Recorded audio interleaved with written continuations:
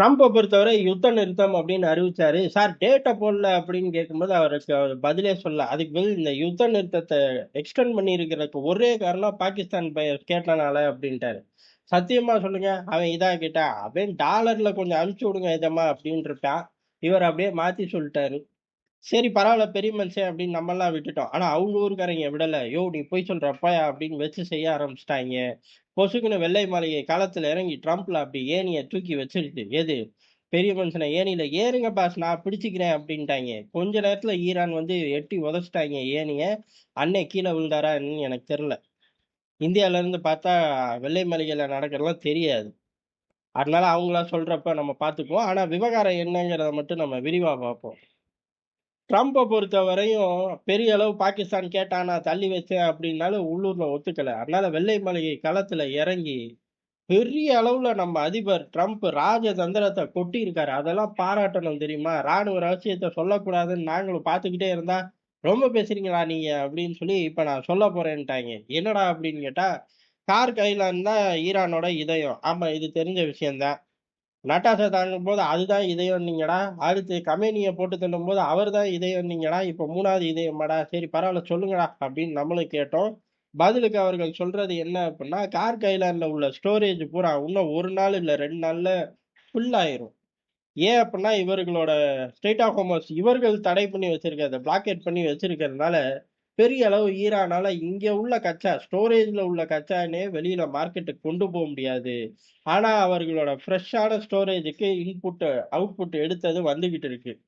இப்ப என்ன ஆகும் அப்படிங்கிறது தான். இது ஊருக்கே தெரிஞ்ச விஷயம் தான். அதாவது தொடர்ந்து ஒரு கச்சா எண்ணெய் வயல்ல மெட்டீரியல் ரன் ஆகிக்கிட்டே இருக்கணும். ரன் ஆகல அப்படின்னா, ஆட்டோமேட்டிக்கா பைப் டிஸ்டர்ப் ஆகும். உள்ள உள்ள அந்த ஆயில் ஃப்ளோவோட ரூட்டே டிஸ்டர்ப் ஆகும். அப்படி டிஸ்டர்ப் ஆகும்போது, அதுக்கு அடுத்து ஒரு கேப்பே விடுறாய்ங்க. ஒரு 2 நாள் லீவ் போடுறாய்ங்க நம்மள மாரி. அப்படின்னு லீவ் போட்டு போனா வேலைக்கு ஆகாது. ஃபார் எக்ஸாம்பிள் ஒரு 10 பேரல் எடுக்கிறோம் அப்படின்னா, அதுல 2லேருந்து 3 பேரல் இல்ல 4 பேரல் கூட அடி ஆகறக்கு வாய்ப்பு இருக்கு. அதனால இந்த பாதிப்புல இருந்து தப்பணும் அப்படின்னா, கார்க் ஐலாண்ட்ல உள்ள ஸ்டோரேஜ் ஃப்ரீ ஆகணும். அப்ப என்ன செய்யணும்?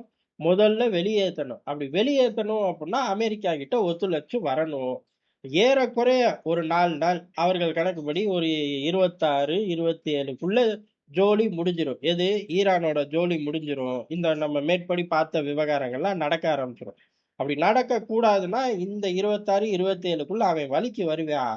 அதனால தான் நம்ம தலைவர் டேட் எதுவும் போடாம, நேரத்த எதுவும் போடாம தள்ளி வச்சிருக்காரு. அதே சமயம் இந்த காலக்கெடுவுல ஈரானோட நடவடிக்கை சரியில்ல அப்படின்னா, அமெரிக்கா பாஞ்சிரும் அப்படின்ட்டாய்ங்க.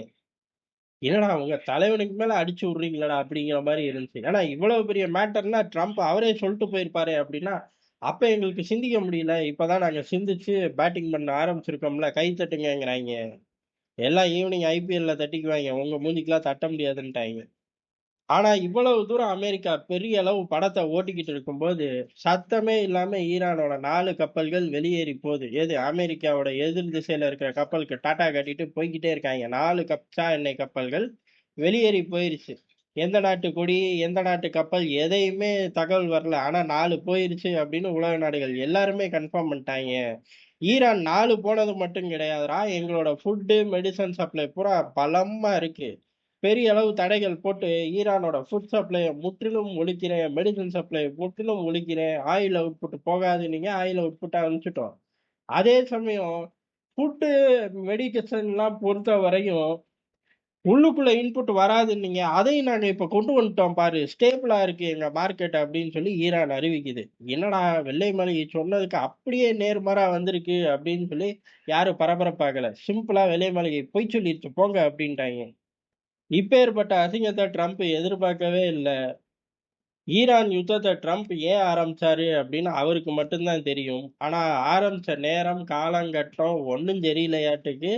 ட்ரம்ப்புக்கு பேக் ஃபயர், அமெரிக்காவுக்கு பேக் ஃபயர். அட்லீஸ்ட் ஈரான் யுத்தத்துல தோத்ததோட நிக்குமா அப்படின்னு கேட்டா, ஊர் முழுக்க இன்னைக்கு பஞ்சாயத்துக்கு செய்ய கிளம்பி போகும்போது ஏற்கனவே எல்லாரும் கொஞ்ச நேரம் சவுண்ட் விடுவாங்க. வியட்நாம்ல என்ன ஆச்சு உனக்கு தெரியும்ல அப்படின்னு. இனிமே அது கூட கூட சேர்த்துக்குவாய்ங்க. ஈரான்ல என்ன நடந்துச்சுன்னு தெரியும்ல அப்படின்னு சேர்த்துக்குவாய்ங்க. இத மாத்தவே முடியாது ட்ரம்ப்பால. எப்ப மாத்த முடியும் அப்படின்னா, ஈரான பெரிய அளவு வெற்றி கொண்டா மட்டும் தான் மாத்த முடியும். அதுதான் 40 நாள் யுத்தத்திலே ஒண்ணும் பண்ண முடியலையே அப்படின்னா, அடுத்து 400 நாள் ஆனாலும் ஒண்ணும் பண்ண முடியாது. காரணம் அமெரிக்காவ இழுத்து விட ரஷ்யா முழு அளவுல தயார் நிலையில இருக்கு. அதுபோக சீனாவும் சப்போர்ட் பண்ண தயார் நிலையில இருக்காய்ங்க. ஆயுதம் குடுத்தா அப்படின்னு பயந்துறாதீங்க. அவனுக்கு ஆயுதம் குடுத்தா அமெரிக்கா ஜெயிச்சுப்புடுவான். அது ஈரானுக்கு தெரியும். ஈரான்ல இருந்து கச்சா எண்ணெய டிஸ்கவுண்ட்ல வாங்கிக்குவான். ஏன் அப்புட்ன்னா, சீனாவ பொறுத்தவரை ஸ்ட்ராட்டஜிக் ரிசர்வ்ஸ பலமா ஏத்துறாய்ங்க. அடுத்து என்னமோ யுத்தத்துக்கு போற மாரி, என்னமோ தைவான நோக்கி நாளான்னைக்கே போற மாரி, படு பலமா ஏத்திக்கிட்டு இருக்காய்ங்க. அமெரிக்காவுக்கு அதுவே புசு புசுன்னு வரும். பொத்துன்னு ஈரான போட்டு சீனா பக்கம் போக வாய்ப்பு இருக்கு. அட்லீஸ்ட் ட்ரம்ப் போகாட்டி அடுத்து யாரோ ஒரு எக்ஸ், ஒய், இசட் வரத்தான் போறார்கள்.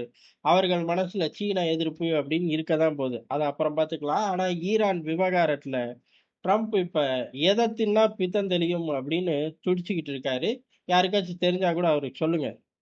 நல்லவர் தான். யார் என்ன சொன்னாலும் பதிலுக்கு டக்குன்னு ரிப்ளை குடுத்துருவாரு.